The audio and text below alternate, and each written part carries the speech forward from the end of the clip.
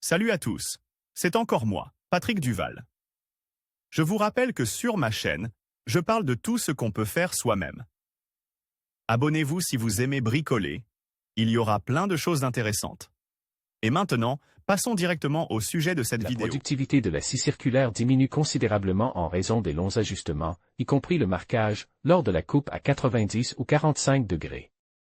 Si vous disposez d'un dispositif maison pas très compliqué, ces opérations seront beaucoup plus rapides et faciles. Vous aurez besoin de une poutre collée, contreplaquée multicouche 4 cm x 500 mm, une cornière en aluminium de 1, 5 x 10 x 25 mm, bande d'aluminium 3 x 25 mm. De la colle à bois et à métaux, vis diverses, graisse pour surface de glissement, douille filetée pour le bois, boulon à ailette. Rondelles et écrous, ruban adhésif de mesure. Processus de fabrication de la scie à disque. Nous utilisons du bois lamellé-collé d'une largeur de 25 et 45 mm. La base de la fixation est en contreplaqué de 4 cm x 500 mm. D'autres combinaisons de dimensions sont possibles.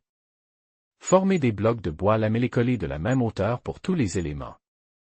À l'aide des marques, placez le bois de 400 mm de long sur la colle en travers de la base, plus près d'un bord.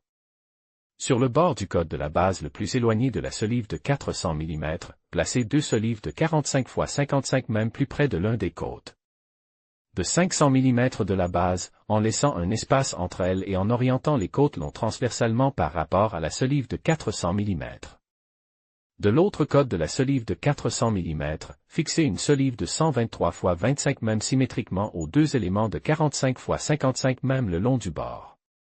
Du côté de la base de 400 mm. Une fois que la colle a durci, tournez la base de 180 degrés et fixez tous les éléments de solive sur la face avant à l'aide de vis. Conformément au marquage. Collez une bande d'aluminium de 3 x 25 mm avec de la colle métallique à la base de l'angle d'aluminium de 1, 5 x 10 x 25 mm et serrez-la avec des pinces. Posez les coins en aluminium avec les bandes longitudinalement aux côtés de la base de 500 mm sur les supports de solive de manière à ce que leurs extrémités reposent sur les coins extérieurs de la solive de 123 x 25 mm et ne dépassent pas ces dimensions. Conformément au marquage, percez des trous dans les guides en aluminium au-dessus de tous les supports de solive avec un alésage sur la face avant. Pour fixer les guides, appliquez du ruban adhésif sur les supports, serrez-les avec des pinces et fixez d'abord l'un d'entre eux avec des vis. Essayez la semelle de la scie circulaire, installez le deuxième guide et fixez-le avec des vis. Pour faciliter le glissement de la semelle de la scie circulaire sur les rails de guidage, appliquez de la graisse pour surface métallique. Après avoir vérifié la verticalité de la lame de la scie circulaire, effectuez une coupe à travers la base, en coupant à travers la solive de 400 mm ainsi que dans le support de solive sur le bord de la base, mais ne coupez pas complètement la section de la base. Allant de la solive de 400 mm à la solive de 123 x 25 mm. Vissez une douille filetée en bois M6 x 13 mm dans la barre avec le trou. Assemblez un ensemble en forme de U à partir de cette barre et de deux autres éléments, et la barre avec la douille doit être l'un des pieds de cet ensemble. Vissez l'écrou sur le boulon à ailette jusqu'à ce qu'il s'arrête et vissez-le dans la douille. Installez l'assemblage en U avec les pattes sur la barre de 400 mm avec la possibilité de le déplacer et de le fixer à l'endroit souhaité.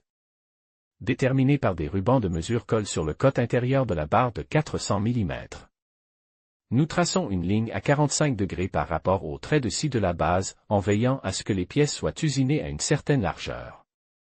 En utilisant les trous de la butée comme gabarit, percez des trous dans la base, dans lesquels nous visserons des douilles filetées. À l'aide de rondelles et de vis à oreille, fixez-y la butée pour la coupe de pièces à un angle de 45 degrés.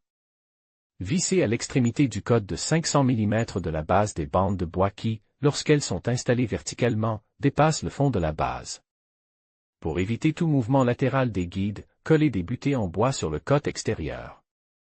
Installez l'appareil sur une surface plane et fixez-le à l'aide de baguettes de bois à l'extrémité de la base. Maintenant, sans marquage, vous pouvez facilement effectuer des coupes à 45 et 90 degrés ou préparer un grand nombre de pièces pour une même taille.